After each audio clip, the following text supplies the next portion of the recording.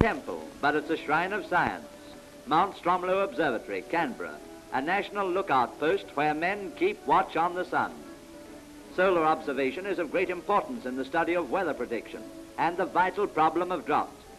The entire dome rotates, and within the dome a giant telescope, following the movements of the sun across the heavens. Through this, the great luminary can be watched and photographed.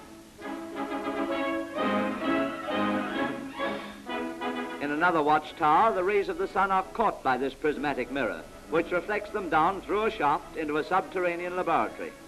Here they are reflected again into various pieces of apparatus where scientists study the sun underground. And this is what astronomers see when they look at the sun through their complex instruments.